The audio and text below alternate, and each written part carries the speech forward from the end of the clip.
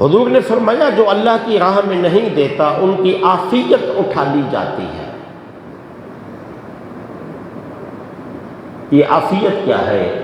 جو خدا کی راہ میں نہیں دے گا وہ ڈاکٹروں کو دے گا،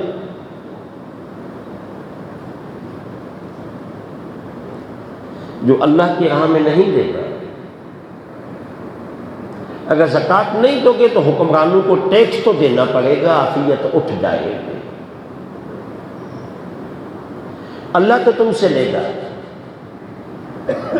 اگر خدا کی راہ میں ثواب کی نیت سے غریبوں کو نہیں دو گے تو اللہ تم پہ ظالم حاکم مسلط کر دے گا، جو اپنی عیاشیاں اور بدماشیاں پوری کرنے کے لیے تم پہ ٹیکس لگاتا جائے گا اور تم دینے پہ مجبور ہو جاؤ گے۔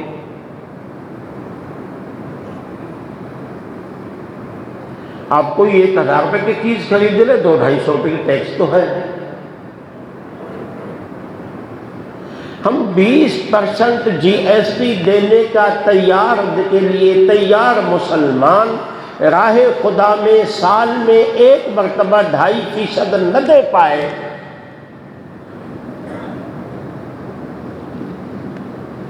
ایک وہ پیسہ ہے جب بھی چیز روزانہ کی بنیادوں پہ آپ آٹا خریدیں، آپ چاول خریدیں، آپ نمک خریدیں، آپ مرچی خریدیں، آپ آئل خریدیں، گاڑی میں پیٹرول ڈلوائیں، روزانہ کی بنیادوں پہ 20%، 25% ٹیکس دینے پہ مسلمان اور انسان تو راضی ہے، اور کھاتا کون ہے؟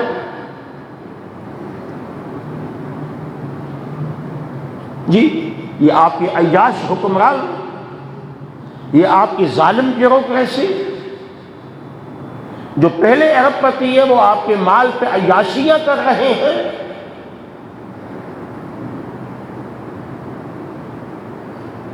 حد یہ ہے کہ کل میں وزیر صاحب کا بیان سن رہا تھا، بولا ٹرینیں محفوظ نہیں ہیں، روڈ محفوظ نہیں ہے، گورنمنٹ کے افسران کو ٹرینوں اور بسوں میں سفر کرانے کے بجائے انہیں ہوائی جہاز پہ سفر کراؤ۔ یہ نہیں کہ ٹرینوں کو محفوظ بناؤ، یہ نہیں کہ راستوں کو محفوظ بناؤ، یہ نہیں کہ گاڑیوں کو محفوظ بناؤ، نہیں، یہ عوام جو ہمیں پیسے دے رہی ہے یہ تو مرتے رہے، اغوا ہوتے رہے، لٹتے رہے۔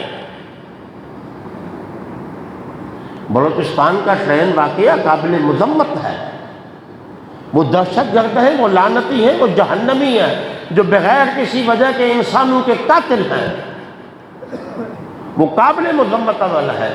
لیکن میں صرف یہ بات کہنا چاہتا ہوں کہ وزیر موصوف صاحب فرما رہے ہیں کہ افسران اور بیوروکریسی، ان کے بڑے اعلیٰ افسران تو ویسے ہی جہازوں میں چلتے ہیں،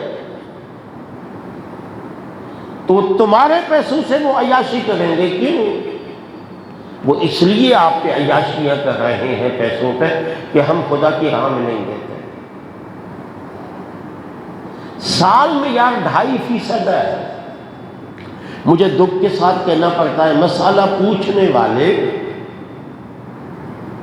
اس طرح مسئلہ پوچھتے ہیں کہ کوشش کرتے ہیں کہ میرے منہ سے بس غلطی سے بھولے میں جذبات میں نکل جائے کہ اس پہ زکوٰۃ نہیں، ان کو موقع مل جائے۔ اور میرا ایک دوست میرے ساتھ بیٹھا رہتا ہے تو وہ تو غصے میں آ جاتا ہے، ارے بھائی غصہ نہیں کرتے،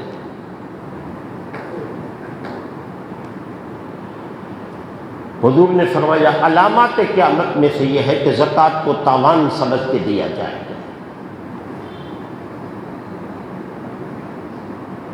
علامات قیامت میں سے یہ ہے کہ زکوٰۃ کو تاوان سمجھا جائے گا، خوش دلی سے مسلمان نہیں دے گا۔ تو فرمایا اگر تم اللہ کی راہ میں نہیں دو گے